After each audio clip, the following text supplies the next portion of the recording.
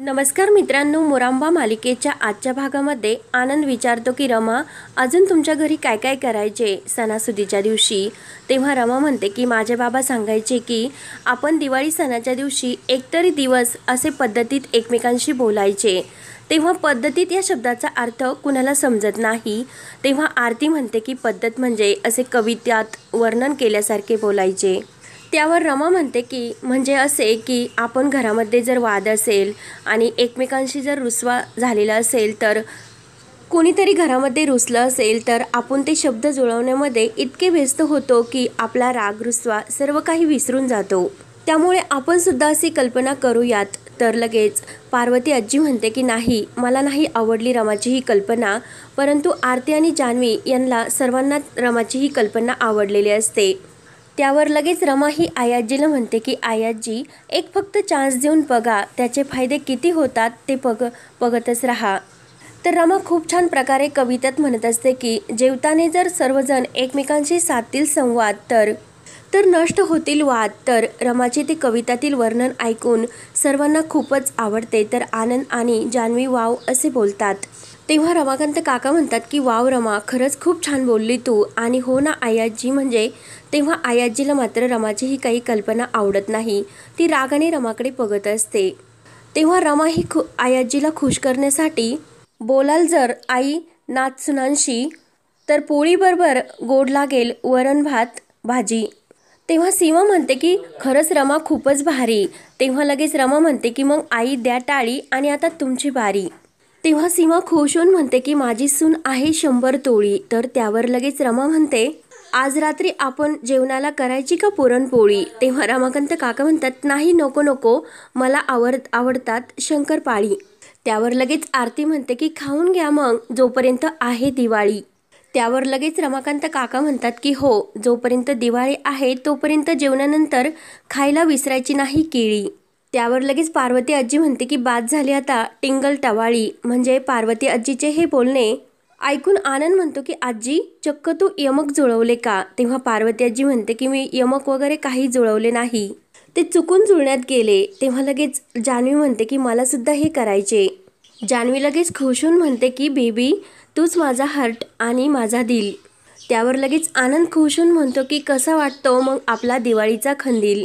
त्यावर लगेच रमाकांत काका म्हणतात की माझे आई आणि तुमच्या सर्वांची आजी आता करेल सर्वांना किल. त्यावर लगेच पार्वती आजी म्हणते की आता बाद झाले सर्वांचे बिल. तेव्हा पार्वती आजीचे हे बोलणे सुद्धा यमक कवितेत जोडले गेलेले असतात, म्हणून सर्वांना खूप हसू येते. तर लगेच आजी म्हणते की चुकून झालं, मी मुद्दाम नाही जुळवले हे सर्व. त्यावर लगेच जान्हवी म्हणते की आई आजी अजून सुद्धा एक. त्यावर लगेच आजी म्हणते मी सांगते ना चुकून झाले, तरी सुद्धा म्हणते की अजून एक अजून एक. तेवढ्यात लगेच अक्षय तेथे येतो. तेव्हा रमा लगेच म्हणत असते की आई आजी, तुमचं असं म्हणणं आहे ना सर्वांना संधी ही मिळायलाच हवी. एकच कोणीतरी किती वेळ बोलणार. हो ना आई आजी. तेव्हा अक्षय लगेच रमाचे ते बोलणे ऐकून मनात विचार करतो, रमा या घरात असल्यामुळे घरामध्ये किती आनंद हा निर्माण होत असतो. ती सर्वांना आनंदी ठेवण्याचा प्रयत्न सुद्धा करते.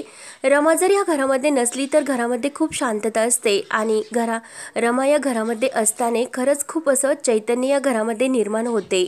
रमा घरात असल्यामुळे आनंदाचा वर्षाव या घरामध्ये होत असतो आणि सर्वांना एकत्र जोडून ठेवण्याचं सुद्धा किती मोठं कामही रमा करत असते. आणि रमातील हे गुण बघून खरंच दरवेळी आम्ही थक्क होत असतो. तेव्हा लगेच रमा अक्षयला बघते आणि त्याला हाताला धरून परत तेथे घेऊन येते. तेव्हा रमा ही अक्षयला प्रेमाने नाश्ता वाढत असते आणि सर्वजण खूप खुश असतात. त्यानंतर इकडे मंगला मावशी सुद्धा कावेरीला म्हणत असते की अगं, इतक्या आवडीने तू हे फराळ बनवले, थोडंसं तरी काही खाऊन घे, चकली वगैरे काही. परंतु कावेरीला थोडेसे टेन्शन आलेले असते आणि ती काहीच खायला तयार नसते. तेव्हा मंगला मावशी म्हणते की कसला इतका विचार करतेस ग. तेव्हा कावेरी म्हणते की मंगला, मी गेल्यानंतर मला एक वचन दे की मी गेल्यानंतर तू रमाला माहेरचं प्रेम देशील, तिला माहेरची माया देशील का. तेव्हा मंगला मावशी म्हणत असते की कावेरी, काही पण बोलू नको, तू कुठेही जाणार नाही. तेव्हा कावेरीच्या डोळ्यात पाणी येते आणि ती मंगलाला सांगत असते की डॉक्टरांचा फोन आला होता आणि त्यांनी माझ्या रिपोर्टबद्दल सांगितले. त्यांनी सांगितले की माझा कॅन्सर वाढला आणि त्यावर लागणारा ट्रीटमेंटचा खर्चसुद्धाही वाढण्यात आलेला आहे। तेव्हा कावेरीच्या डोळ्यात खूप पाणी येते तर मंगला मावशीला धक्का बसतो। तेव्हा कावेरी मंगला मावशीचा हात हातामध्ये घेते। रमाला याबद्दल काहीच समजून देऊ नको आणि रमाला जर हे सर्व समजले तर तिला खूप टेन्शन येईल आणि ती लगेच पैशाची तयारी करण्यासाठी प्रयत्न करेल। आणि आत्ताच आपली रमा कुठे सासरी गेली आणि हे सर्व ऐकून माझ्यामुळे त्या घरामध्ये आणखीन वाद नकोस। तेव्हा मंगला मावशी रडतच कावेरीला मिठी मारते आणि कावेरी तू अजिबात टेन्शन घेऊ नकोस, तू कुठेही जाणार नाही ग। तेव्हा मात्र हा सर्व शशिकांतचा प्लॅन असतो आणि त्यानंतर शशिकांत इकडे डॉक्टरांना फोन करून विचारतो की तुम्ही कावेरीला खोटे रिपोर्ट्स दिले ना। तर डॉक्टर हो म्हटल्यानंतर लगेच शशिकांत म्हणतो की तुमची एक्स्ट्रा जी काही फी आहे ना ती लवकरच तुमच्यापर्यंत येईल। म्हणून शशिकांत खुश झालेला असतो आणि फोन ठेवल्यानंतर मनात म्हणतो की रमा तुझे वीक पॉईंट्स आहे ना ते मला पूर्णपणे माहिती आहे आणि त्यावर आता मी कसे हल्ले चढवतो म्हणजे मला खेळायला नाही तर खेळवायला आवडते।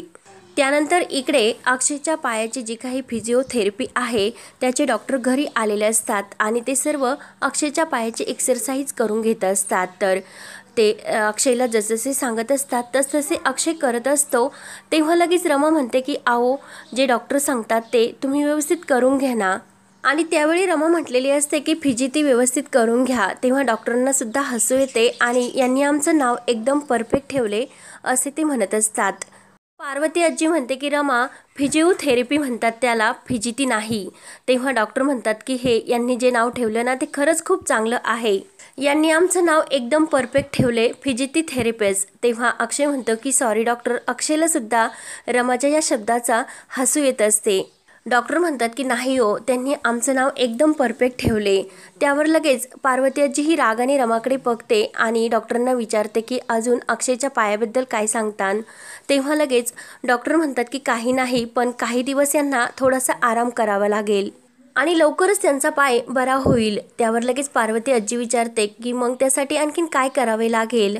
तेव्हा लगेच डॉक्टर सांगतात की काही नाही, फक्त रोजचा व्यवस्थित आहार आणि रोजचा व्यायाम आणि मन प्रसन्न राहण्यासाठी यांचे जे काही विवेक बुद्धी आहे बुद्धी आणि ते रमाला म्हणतात की मॅडम तुम्ही यांची व्यवस्थित काळजी घेत जा आणि यांनी औषधं जर घेतले नाही तर यांच्यावर चांगले रागवत जा, नाहीतर होईन फिजिती।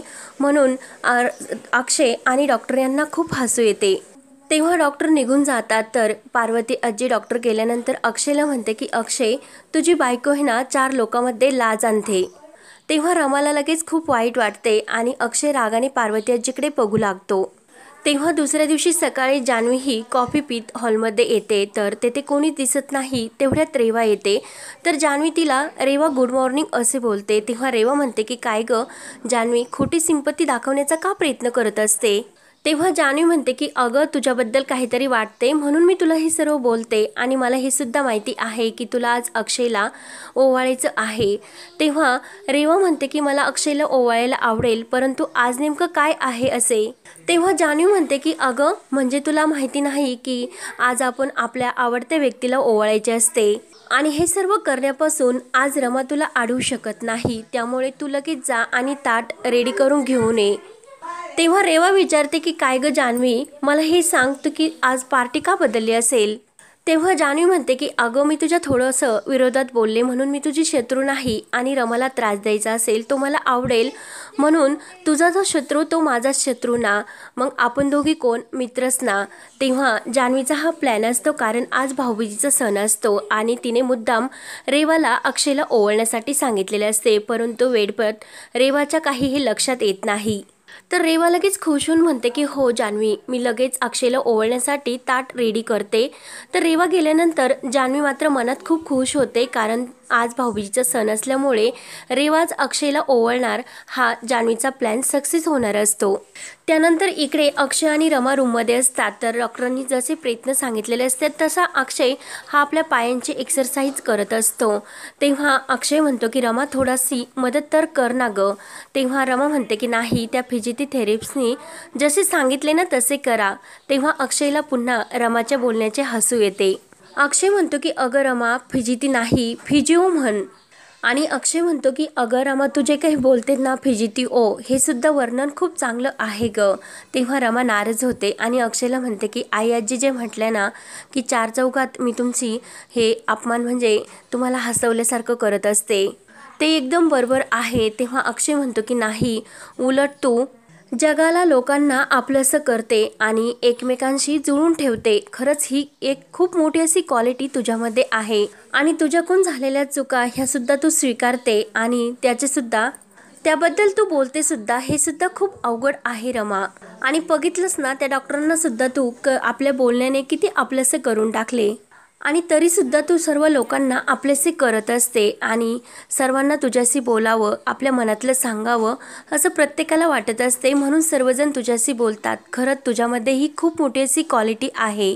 तेव्हा रमा नाराज होऊन म्हणते की नाही, सर्वजण असं मनातलं काही सांगावंसं वाटत नाही, कारण काही जण माझ्यापासून थोडंसं तरी लपवत असतात. तेव्हा अक्षयला थोडंसं नाराज झाल्यासारखे होते. त्यानंतर इकडे जान्हवी ही ओवळण्याचे ताट कसे करायचे हे रेवाला सांगत असते. तेवढ्यात तेथे मयुरी येते आणि मयुरी म्हणते की रेवा तू हे काय करतेस. तेव्हा रेवा म्हणते की ओवळण्याचे ताट तयार करते. मयुरी विचारते की अगं रेवा तू कुणाला ओवळणार. तेव्हा रेवा तर खुश होऊन म्हणते की अगं मयुरी, रेवा म्हणजे मी अक्षयला ओवळणार. तेव्हा मयुरीला तर जाम हसू येते. तेव्हा मयुरी म्हणते की अगं चांगले आहे, पण ओवाळायचे कसे हे व्यवस्थित शिकून घे आणि व्यवस्थित ओवाळ. तेव्हा रेवा विचारते की अगं मयुरी पण हसायला काय झाले, काय कारण आहे. तेव्हा मयुरी म्हणत असते की अगं मला खूप छान वाटते, कारण तू आता तर अक्षयला भाऊ मानायला लागली, कारण आज भाऊबीज आहे, त्यामुळे तू नक्की अक्षयला ओवाळ. तेव्हा मात्र जान्हवी ही मयुरीला खुणावत असते, परंतु मयुरीचे लक्ष जात नाही आणि मयुरी तेथून निघून जाते. तर रेवा ही जान्हवीवर भयंकर ओरडते. तर जान्हवी लगेच फोनवर बोलण्याचे नाटक करून बाहेर निघून जाते. तेव्हा रेवा म्हणत असते की जान्हवी तुला मी आता खरंच सोडणार नाही. आणि भडकलेली रेवा ही पार्वती आजीच्या रूममध्ये येते आणि पार्वती आजीला म्हणत असते की मी आता त्या जान्हवीला चांगला धडा शिकवणार. ती माझ्याशी कशी वागली आई आजी तुम्हाला माहिती आहे का. तेव्हा लगेच आई आजी म्हणते की तू आता जान्हवीला धडा शिकव, म्हणजे रमा ही अक्षयला जिंकून घेण्यासाठी मोकळी होईल. आणि तू इथे जान्हवीला धडा शिकवण्यासाठी आलीस की रमा आणि अक्षयला वेगळं करण्यासाठी. तू जर असंच जान्हवीला धडा शिकवत राहिली तर रमा आणि अक्षय कधीही वेगळे होणार नाही. तेव्हा रेवा म्हणते की हो आयजी तुम्ही एकदम योग्य बोलतात आणि आता माझा सर्व फोकस हा फक्त रमा आणि रमावरच राहील. त्यानंतर दुसऱ्या दिवशी भाऊबीजेचा सण असल्यामुळे सीमा ही खुश होऊन रमाकांत काकाचे औक्षण करते आणि रमाकांत काका खुश होऊन सीमाला मस्त असे गिफ्ट देतात. तर सीमा म्हणते की कशाला रमाकांत भाऊजी.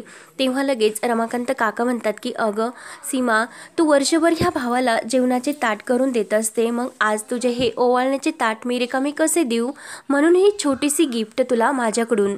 आणि रमाकांत काका हे सीमाचे पाया पडून आशीर्वाद घेतात. त्यानंतर रमा ही खुश होऊन आनंद आणि अभिला ओवाळते. तेव्हा आनंद खुश होऊन रमाला खूप छान असं गिफ्ट देतो आणि रमा तू अशीच आनंदी हसत खेळत कायम राहा आणि आम्हाला सुद्धा कायम असंच आनंदी ठेव. तर रमा खुश होते आणि अभिचं औक्षण करते. तेव्हा लगेच औक्षण झाल्यानंतर अभि म्हणतो की एक भाऊ म्हणून रमा तुला मला इतकंच सांगायचं की आता तू मोठी झाली आणि बालिशपणा सोडून दे आणि जबाबदार हो, हा एक तुझ्या भावाचा सल्ला समज. तर रमा ते सुद्धा ऐकून खुश होते. तेव्हा रमा मात्र मनात नाराज करून विचार करत असते की अभिदादा मी लहान सुद्धा नाही आणि बेजबाबदार सुद्धा नाही. तुमच्या मनामध्ये माझ्याविषयी जो काही गैरसमज झाला आहे ना, तो जेव्हा दूर करताना तेव्हा तुम्हाला समजेल की ही रमा तुमची ही बहीण किती सुज्ञ आहे ते तुम्हाला नाही समजणार, जोपर्यंत तुमचा गैरसमज मिटणार नाही तोपर्यंत. तर हा भाग येथे संपतो. पुढील भागामध्ये अक्षय आणि रेवा एका रूममध्ये असतात. तर अक्षय हा रेवावर भयंकर भडकलेला असतो. तेव्हा रेवा ही रडण्याचे नाटक करते आणि अक्षय तुझं अजून सुद्धा माझ्यावर प्रेम आहे ना, मी तुझ्याशिवाय नाही राहू शकत असे बोलून ती अक्षयच्या मिठीत येते. परंतु अक्षयला खूप राग येत असतो आणि त्याच वेळेस रमा ही दरवाजात आलेली असते आणि हे सर्व बघते. तर रमाला आणखीन खूप मोठा धक्का बसतो. तेव्हा आता पुढे काय होणार हे पाहण्यासाठी आपल्या चॅनलला नक्की सबस्क्राईब करत राहा. धन्यवाद.